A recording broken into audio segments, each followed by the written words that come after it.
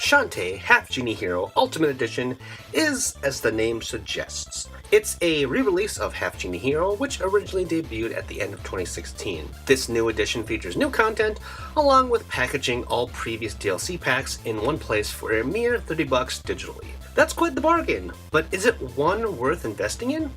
Now, I didn't review Half-Genie Hero originally, but as it's existed for a few years now, I'm not going to spend time discussing the core game. Why?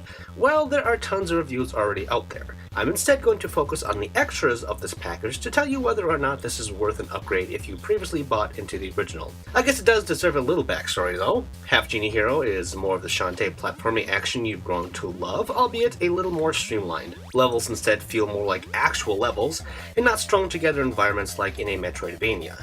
That's not to say there's no reason to revisit these sites, because there are tons of secrets and extras hidden within after you acquire your transformation powers. At its core though, it feels more like a straight up platformer, and one with the difficulty cranked up. Not just the action, but also the platforming itself, which initially didn't really sell me on the game. What looks and sounds like a charming Shantae adventure is hindered by some truly awful platforming sections that made me want to quit the game several times over. It's my least favorite of the series, but let's get back to this Ultimate Package's content. For one, you can play the whole game essentially on easy mode that unlocks a bunch of Shantae's transformation right off the bat, making both combat and platforming feel more like a breezy situation.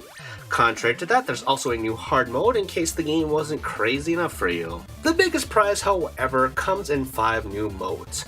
Pirate Queen's Quest lets you play an alternative version of the story starring Shantae's rival Risky Boots. Friends to the End stars Bolo, Roddy Tops, and Sky, wherein they team up to help save Shantae. And then 3 different costume packs for Shantae slightly alter the gameplay, putting her in the role of a ninja, a space officer, and a beach bunny. Now, the latter of the 3 are all very arcadey. You start from the stage 1, with story pretty much cut out, and you work your way to the very end. The Ninja Pack is very straightforward. The Officer one is a playoff of another WayForward title, Mighty Switch Force, and adds some puzzle element to the gameplay, along with rescuing civilians. And then Beach Mode puts Shantae in a bikini and actually makes the sun an enemy. You need to dip yourself in water or grab some suntan lotion, or else you'll start to take heat damage. Friends to the End is also very puzzle heavy, making you swap between all 3 characters to get through new obstacles placed in the normal stages. It's a neat idea, but one that slows down the momentum of the game. The only thing worth investing time in is Risky Boots' adventure, although that is just more of the same, but at least it stays truer to the more classic Shantae experience.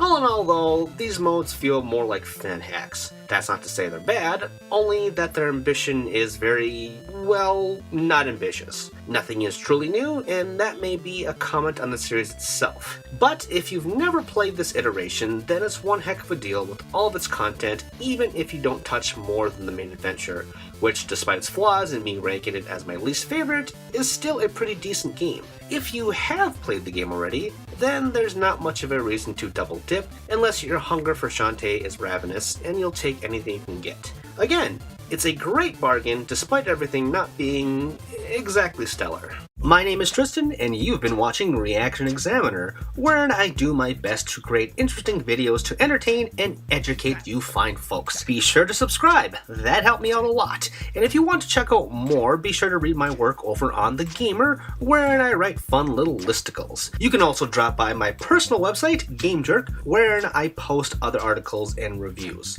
All these links and more can be found in the description below. Thanks, and see you all next time.